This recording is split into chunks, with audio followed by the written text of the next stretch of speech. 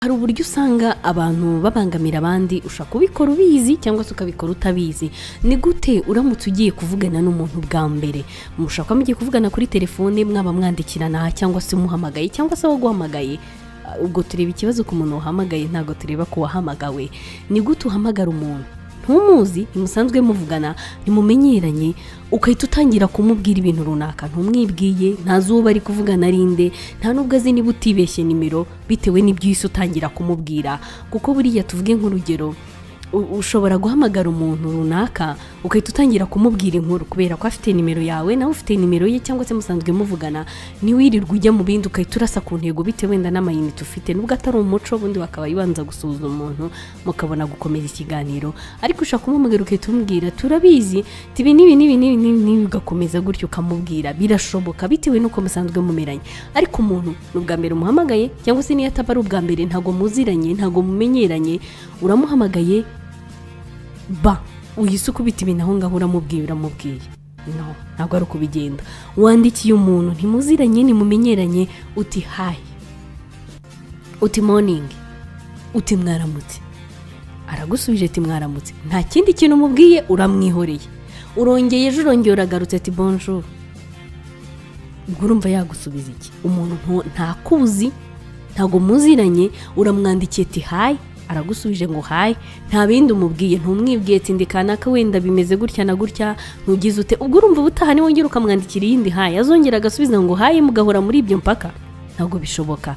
Mujye mugerageza mumenye uburyo bwiza bwo kuvugana n'umuntu utaziranye nawe, mutamenyeranye, mudasanzwe muri close cyangwa se muri inshuti za hafi cyangwa se muri abantu bamenyeranye. Hari utuntu nabateguriye n'ahantu nadusomye ntaho rwose n'utuntu nabateguriye byibura tugera kuri 6 gutyo cyangwa 7, ni intambwe ushobora gukoresha kugira ngo ubashe kuvugana n'umuntu mutaziranye. Niba uzi kuri kwandikirana n'umuntu mutaziranye, mutamenyeranye, cyangwa se umuntu kuruta, cyangwa se umuyobozi runaka, cyangwa se umuntu nyine uwo ari we wese mutaziranye, mutamenyeranye, banza umwibwire. Ikintu cya mbere wandika usuhuza, mwaramutse, nitwa kanaka, gutya na gutya, nitwa kanaka, mperereye aha bitewe n'uwari we. Hari amakuru umubwira, hari n'ibyo utamubwira bitewe n'uwari we. Cyangwa se ugahamagara umuntu ukamubwira ati mwaramutse neza, nitwa Grace, gutya na gutya, mperereye aha, cyangwa se ndi umukozi aha, n'ibyo ngiye kumubwira bifite aho bihuriye n'akazi, cyangwa se mperereye aha, n'ibyo ngiye kumubwira bifite aho bihuriye naho mperereye. Nyine bitewe n'ibyo ugiye kumubwira hari information umuha, ariko byibura uramwibwira ndi kanaka wahana. Hanyuma iyo urangije kumubwira ibyo ngibyo, ujya kuri etape ya kabiri, mubwira aho muzi cyangwa se aho wakuye nimero ze. Niba uzi umuntu wenda umuzi kuri radio, umubwire ati wenda ndi umukunzi wawe mu kiganiro iki n'iki, wenda ndi umuturage wo mu murenge wawe, ntuye mu kagara kanaka, wenda ndi umunyamakuru aha nkora aha. Niba ari amakuru wenda ugiye kumushakaho cyangwa se ari icyo ugiye kumubaza bifite aho bihuriye n'akazi ukora, tangira rwose usuhuza umuntu uti ndi kanaka, nkora ibi n'ibi, cyangwa se nkuzi gutya na gutya, cyangwa se ndi iki n'iki, nimero zawe nazihawe na kanaka, cyangwa se nimero zawe nazikuye aha. Biba byiza rwose izo information uzihaye umuntu. Niba ari umuyobozi wenda si ngombwa kuvuga ngo nimero zawe nazikuye, ariko aramutse umuntu waguhaye izo nimero ari umuntu wa hafi ye, watuma bimumotiva kuguha amakuru, kuki utabimubwira? Tuvuge n'urugero, usanzwe uziranye wenda na meya umwe runaka, aguhaye nimero z'undi mu meya, kuki utamubwira ati nimero zawe nzihawe na meya kanaka? Kumva ko wenda muziranye, bishobora gutuma wenda n'abasanzwe bafitanye umubano, bituma gufasha vuba bitewe n'ahantu ukuye nimero. Navuze ngo nzikuye wenda kuri internet, nzikuye he simbizi, ariko hari igihe ngombwa kubwira umuntu ngo ni kanaka umpaye nimero zawe. N'igihe umuntu akubwira ngo umusaba nimero tse wamaye nimero za kanaka, amubwira ati ngiye kuziguha, umubwire ko ari nge waziguhaye, aragufasha. Ako kantu kumva ko akongeye mu bivuze ngo kuvuga aho wakuye nimero hari igihe biba ingenzi cyane mu kugufasha gutuma serivisi ushaka cyangwa se ubushuti ushakana n'uwo muntu bwumvikana cyangwa se bwihuta cyangwa se abiha agaciro kurushaho. Ikindi rero ugomba kuzirikana, niba uhamagaye umuntu cyangwa se wandikiye umuntu utaziranye, nyuma yo kumubwira aho umuzi naho wakuye nimero ze, mubwira impamvu muhamagaye cyangwa se impamvu mwandikiye. Kubera icyo mwandikiye, wandikiye umuntu ngo hi, arakubashye cyangwa se aranakwihorera, benshi baranabihorera, umuntu mutaziranye undi ntago wakamwandikiye ngo hayi, bakamubwira mwaramutse cyangwa se mwiriwe, nitwa kanaka, ntuye aha cyangwa se nkora aha niba biri ngombwa, ndi umukunzi wawe cyangwa se nkuzi gutya na gutya, nifuzaga iki n'iki n'iki, nashakaga kugusaba iki n'iki, hari ikibazo iki n'iki twagize twagira ngo bigende gute, cyangwa se nari mfite ikibazo kimeze gutya. Umuntu mutaziranye ugomba kumubwira impamvu umuhamagaye, kubera icyo umuhamagaye. Narakubonye twahuriye mu buku n'ubu numva ndakwishimiye, hari ikintu nashakaga kukubaza runaka, cyangwa se nifuzaga ko twaganira, cyangwa se nifuzaga ko twazajyana gusura wa muntu twambariye mu bukwe. Simbizi nyine, gerageza ushaka impamvu itumye umuhamagara cyangwa impamvu itumye umwandikira. Byanga bikunda hari impamvu umwandikiye, ushaka ushaka gukereye ubushuti hagati yanyu, ushaka ushaka kumusaba serivisi runaka, ushaka ushaka kumusobanuza ikintu runaka. Rasa ku ntego, mubwira impamvu umuhamagaye cyangwa se impamvu umwandikiye. Nurangiza ibyo ngibyo, muha umwanya nawe agira icyo akubwira. Ni ikibazo wenda bamubwiye ufite, ni igitekerezo se wamugejejeho, nicyo wifuza kumusaba se, muha umwanya nawe akubwire toke urakoze, akubwira uko abyumva nyine, uko yakubwira kose uko ariko kose, yakubwira neza, yakubwira nabi, yagushihura, yabyakirana umutima mwiza, yakwanga ibyo umusaba cyangwa se yabyemera, uko yaba ari kwitwara kose muha umwanya nawe agire icyo akubwira.